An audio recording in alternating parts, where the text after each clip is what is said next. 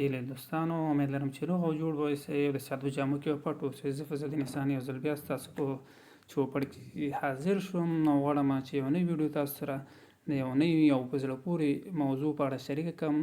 هغه دا چې پرون ورځ که چېرې تاسو وګورئ، زه به تاسو باندې خپله هم په ټویټر کې وګورم. واتساپ یو نوی فیچر په خپل اپلیکیشن کې اضافه کړی. زه دلته راځم واتساپ د ټویټر د لارې تاسو همدغه پوسټ په تاسو ګورم. دلته واتساپ د هغوی افیشیل ویب سایټ ده، د واتساپ افیشیل ټویټر اکاونټ ده. چې تاسو وګورئ 18 غنټې مخکې دغه د واتساپ پوسټ کړی ده چې polls are here.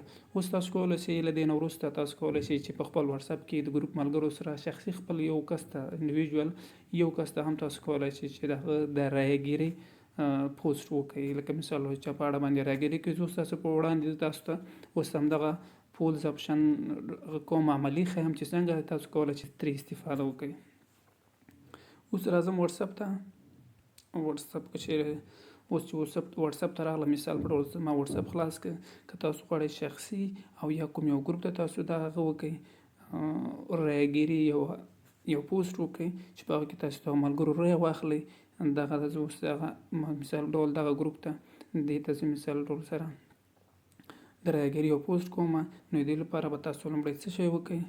لومړی به تاسو راشئ دا وګوره دغه نشان ته چې په دغه نشان باندې تاسو کلیک وکړئ. چې کله تاسو کلیک وکړو نو دې نه وروسته به تاسو بیا په دغه پولز اپشن باندې کلیک وکړئ چې دا د واتساپ له خوا څخه همدا اوس په نوي اپډیټ ورژن کې اضافه شوی دی او ډېر په زړه پورې اپشن ده. اوس راځم په همدې پول باندې کلیک کوم. پول باندې کلیک کړو دلته خپله پوښتنه ولیکئ. مثال په ډول زه اوس خپله پوښتنه لیکم چې د افغانستان څو ولایتونه لري. دا اوس پوښتنه ما وکړله. زه اوس دلته د پوښتنې لپاره ځوابونه لیکم: 40 15 30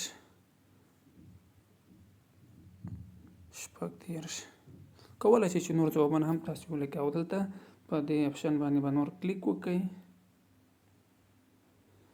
په دې اپشن باندې به کلیک وکړئ.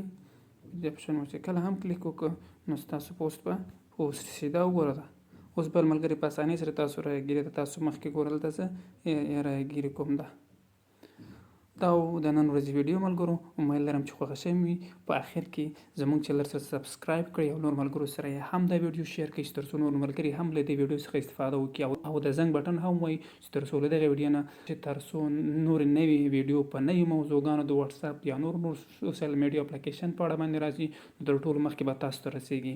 امید لرم چې ویډیو مو خوښه شوې وي. نور په الله سپارم. السلام علیکم.